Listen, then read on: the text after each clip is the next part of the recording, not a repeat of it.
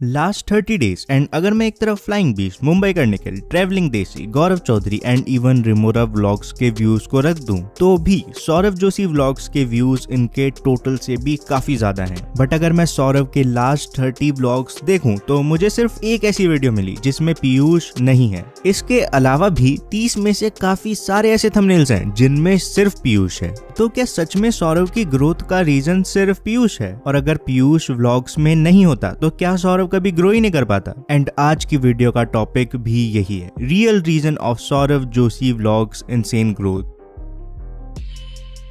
मेरा content usually ज्यादा बच्चे देखते हैं। तो जैसा कि तुमने सुना, सौरभ की ऑडियंस का एक काफी बड़ा हिस्सा चाइल्ड ऑडियंस है, बेसिकली बच्चे हैं। एंड अगर तुम्हारा कंटेंट इस ऑडियंस को पसंद आने लग जाता है, भाई व्यूज की कोई लिमिट नहीं है। और ये बात मैं कोई हवा में नहीं कह रहा हूँ। अगर तुम सोशल ब्लेड पर जाकर व्यूज के हिसाब से टॉप यूट्यूब चैनल्स देखते हो, भाई टॉप 10 में आधे तो किड्स चैनल ही हैं और उसके नीचे भी ऐसे चैनल्स भरे पड़े हैं। छोटू दादा, जो कि अपनी इस वीडियो के लिए फेमस है, जिस पर व्यूज मिलियंस में नहीं बिलियन में है, 1.35 billion to be exact. And in views का भी एक काफी बड़ा रीजन चाइल्ड ऑडियंस ही है। बात क्या है, एक तो छोटे बच्चे वैसे ही यूट्यूब ज्यादा देखते हैं, दूसरा उनका व्यूइंग पैटर्न भी काफी अनोखा है। मुझे अभी भी याद है, अगर बचपन में मुझे कुछ पसंद आ जाता था यार, मैं पूरे दिन बस उसके बारे में ही गाते रहता था। तो ऐसे ही सौरभ की वीडियोस चाइल्ड ऑडियंस को पसंद आती हैं एंड ये एक काफी बड़ा रीजन है कि आजकल उसकी हर वीडियो पर 4 से 6 मिलियन व्यूज नॉर्मल हैं। पर एल ग्रो अवेलेबल ऑडियंस बड़ी होने से क्या होता है, ये बता वो सौरभ की वीडियोस ही क्यों देखते हैं, किसी और की क्यों नहीं देखते? It's simple, content and it's marketing. अगर मैं भी जाकर सौरभ जोशी व्लॉग्स की मोस्ट पॉपुलर वीडियोस को देखूं, भाई टॉप 50 में से 10 नहीं, 20 नहीं, 30 भी नहीं, बल्कि 48 ऐसी वीडियोस हैं जिनमें पीयूष कहीं ना कहीं जरूर है। टॉप 50 में से 30 से ज्यादा ऐसे व्लॉग्स हैं जिनका मेन फोकस सिर्फ पीयूष है। वो होमवर्क करना भूल गया, उसे कुछ गिफ्ट मिला, उसने फ्लाइंग बीस्ट का ड्रोन उड़ाया, वो ट्रिगर्ड इंसान से मिला या कुछ और। बट टॉप 50 में से 30 व्लॉग्स सिर्फ पीयूष पर हैं। एंड फुटप्रिंट्स ने अपनी रिसेंट वीडियो में काफी सही पॉइंट बताया था। अगर हम सौरभ की मोस्ट पॉपुलर वीडियोस को उठाकर देखें तो उनमें पीयूष तो है ही, पर इन वीडियोस में भी काफी ज्यादा videos are about Piyush getting some kind of a gift. और अगर तुम YouTube पर जाकर टॉय रिव्यू सर्च करते हो, तुम्हें हजारों वीडियोस मिल जाएंगी जहां एक बच्चा किसी गिफ्ट, टॉय या नई चीज की अनबॉक्सिंग कर रहा होता है। तो जब कभी भी सौरभ पीयूष को टाइटल में डालकर ऐसी वीडियोस अपलोड करता है, दे लव इट। फिर जिसने पीयूष का आईपैड या साइकिल देखने के लिए क्लिक किया होता है, वो पूरी वीडियो देखता है जिसमें सौरभ अपनी डेली लाइफ दिखाता है एंड इवेंचुअली वो सौरभ के सभी व्लॉग्स देखने लग जाते हैं। But L grow, kids content तो कोई भी बना सकता है ना, पीयूष ऐसा क्या अलग करता है? और अगर शुरू में ही पीयूष सौरभ के बिना अपना खुद का चैनल खोलता तो क्या उसके भी 6 मिलियन हो जाते? इसका बहुत इंटरेस्टिंग आंसर है, बट उससे पहले बात करते हैं सौरभ की ग्रोथ के एक और रीजन के बारे में, कैरेक्टर्स ऑफ द स्टोरी।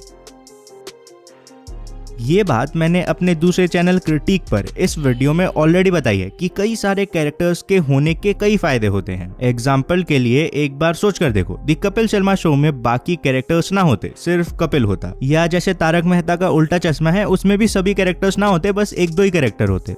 होता क्या है, सौरभ के व्लॉग्स में कई सारे कैरेक्टर्स हैं, पीयूष, साहिल, उसके मम्मी पापा, दोस्त and even Oreo for that matter. इसके चक्कर में 1 तुम चूज कर सकते हो तुम पर्सनली किससे ज्यादा रिलेट करते हो। तुम्हें पीयूष की हरकतें ज्यादा पसंद है या साहिल की, या मे बी दोनों की, हु नोस। और जैसे मूवी देखते टाइम होता है ना, अगर तुमने वो बिल्कुल ही नहीं देखी तो कोई दिक्कत ही नहीं है, बट उसको बीच में छोड़कर जाना कंपैरेटिवली मुश्किल हो जाता है। सिमिलरली तुम धीरे धीरे सौरभ की फैमिली में अपने आप को इन्वेस्ट करते जाते हो and once you invest into something you get hooked to it. Point 2 is, ज्यादा कैरेक्टर्स होने की वजह से जो कंटेंट का प्रेशर अकेले सौरभ को लेना पड़ता, वो लिटरली आधे से भी कम हो जाता है। पर कैसे? भाई सिंपल है, अगर वो अकेले होता तो वीडियो के 10 मिनट में हर टाइम सौरभ को ही रहना पड़ता एंड इससे एक तो उसको एफर्ट ज्यादा लगता, प्लस लोग भी जल्दी बोर हो जाते। बट ज्यादा कैरेक्टर्स होने की वजह से, मतलब 10 मिनट की वीडियो में 4-5 कैरेक्टर्स होने की वजह से टाइम डिवाइड और ये दोनों प्रॉब्लम्स सॉल्व हो जाती हैं। इसका एक तीसरा काफी तगड़ा फायदा है, अ लवली केओस। जब इतने कैरेक्टर्स होंगे तो उनके बीच में बातें, आर्ग्यूमेंट्स, फाइट्स, डिस्कशंस, ये सब तो होना ही है एंड इसी में लोग अपने आप को इन्वेस्ट करते जाते हैं। एक रीजन है ना, बिग बॉस में कई सारे कंटेस्टेंट होते हैं ताकि उनके इंटरेक्शन से कंटेंट निकल सके। एक व्लॉग में कैरेक्टर्स कितने इंपॉर्टेंट होते हैं इसका अंदाजा तुम इस बात से ही लगा सकते हो कि ट्रैवलिंग देसी, जो कि एक काफी बढ़िया व्लॉगर हैं, शुरू में उनके भाई को ऑडियंस नहीं जानती थी। फिर उनके भाई धीरे धीरे व्लॉग्स में आने लगे, लोग उनसे कनेक्ट करने लगे एंड आज की डेट में उनका खुद का एक चैनल है जिस पर व्यूज ऑलमोस्ट ट्रैवलिंग देसी जितने ही आ रहे हैं। तो तू क्या कह रहा है एल्ग्रो, सौरव को इतनी सक्सेस सिर्फ पीयूष और बाकी लोगों की वजह से मिली? वो नहीं होते तो उसका चैनल ग्रो नहीं होता क्या? बताता हूँ।